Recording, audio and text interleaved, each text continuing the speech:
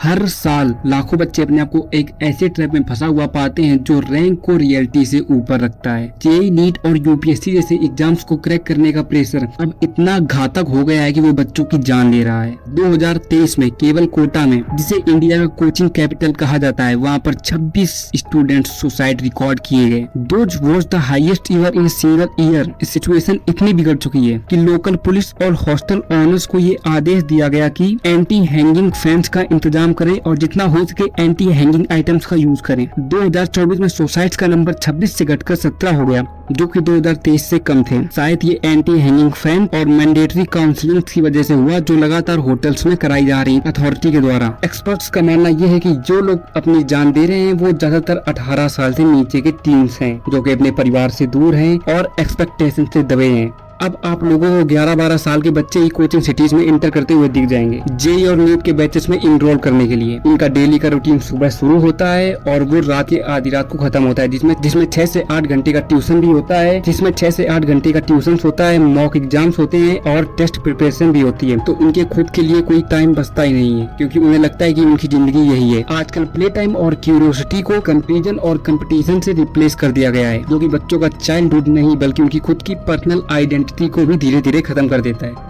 India में coaching industry इतनी बड़ी है कि अगर आपको एक नंबर बताऊं तो आप समझ सकते हैं कि 2022 में इसकी वर्थ $7 बिलियन की थी और संभावना ये है कि 2028 तक ये $16 बिलियन की हो जाएगी। ये एक ऐसी इंडस्ट्री है जिसका साइज इतना बड़ा होने के बावजूद भी इसका रियल इकोनॉमी में बहुत कम कंट्रीब्यूशन है। अनलाइक उन इंडस्ट्रीज की तरह जो प्रोडक्ट बनाती हैं, इंटेलेक्चुअल प्रॉपर्टीज को जनरेट करती हैं और इनोवेशन ड्रिवन काम करती हैं। अगर आपको एक एग्जाम्पल से समझाऊं तो मान लीजिए किसी 15-16 साल के बच्चे को सीट दिलवाने के लिए 3 लाख रुपए इन्वेस्ट किए जाते हैं, जिससे 0 पेटेंट्स क्रिएट होंगे और उससे ना ही कोई स्किल्ड वर्कर प्रोड्यूस होगा, ना ही कोई रियल प्रोडक्ट। लेकिन अगर उन 3 लाख रुपए को किसी वोकेशनल रोबोटिक कोर्स या फिर किसी सॉफ्टवेयर बूट कैंप में इन्वेस्ट किया जाए तो वो एक एम्प्लॉयबल कोडर या फिर कोई टेक्नीशियंस को प्रोड्यूस करेगा। इकोनॉमिक्स कोचिंग को एक low value added service sector में क्लासिफाई करते हैं, जो कि एक जुए की तरह है, जहाँ पर आपको प्रिपरेशन के लिए बहुत सारा पैसा लगाना पड़ेगा, लेकिन कोई गारंटी नहीं है कि उसकी आउटपुट भी उतनी ही होगी। हर साल कोचिंग में लाखों स्टूडेंट्स के एडमिशन के बाद भी इंडियन ग्रेजुएट्स की एम्प्लॉयबिलिटी लो ही रहती है, हमेशा की तरह। केवल 48.7% ग्रेजुएट्स ही एंट्री लेवल रोल्स के लिए जॉब रेडी माने जाते हैं और केवल 40.69% इंडियन वर्क फोर्स को फॉर्मल स्किल ट्रेनिंग मिली है। उसके बाद भी कंट्री करोड़ों रुपए केवल एग्जाम्स की तैयारी में खर्च कर देती है, ना कि स्किल्स पर। इंडिया जैसे देश में ये प्रॉमिस करना कि एग्जाम क्रैक करने के बाद आपकी लाइफ सक्सेसफुल होगी एक इल्यूजन ही है। बहुत से स्टूडेंट जो कॉम्पिटेटिव एग्जाम्स को क्लियर करते हैं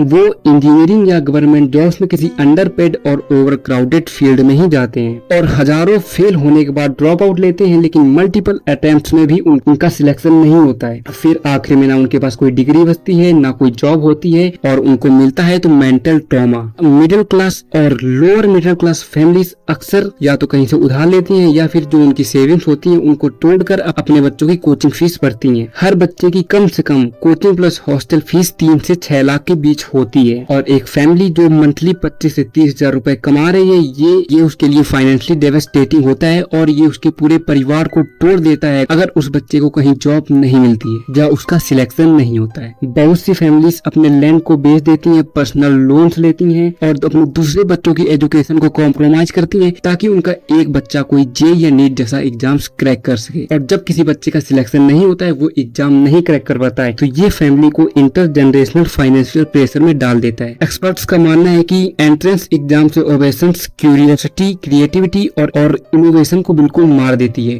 और ये बात हम लोगों को साफ साफ दिखती भी है कि इंडिया में आपको कहीं भी किसी भी यंग यूथ के पास ना तो क्रिएटिविटी होगी ना क्यूरियोसिटी होगी, बस उसके पास होगी कुछ किताबें जिनमें वो दिन भर अपना सड़गड़ाए बैठा रहता है। हर स्टूडेंट को जो तैयारी करता है उसके बाद कुछ पैटर्न्स होते हैं, वो उन्हीं को फॉलो करता है, उन्हीं में अपने हाथ पैर मारता है और नहीं होता है तो उसके बाद ट्रॉमा होता है। उसे लगता है दुनिया में और कुछ बचा नहीं है और कोई फील्ड नहीं है, क्योंकि इंडिया में एजुकेशन टेस्ट सेंट्रिक है, वो इनोवेशन ड्रिवन नहीं है। इसी वजह से इंडिया दूसरी देशों की तुलना में बहुत कम पेटेंट्स प्रोड्यूस करता है।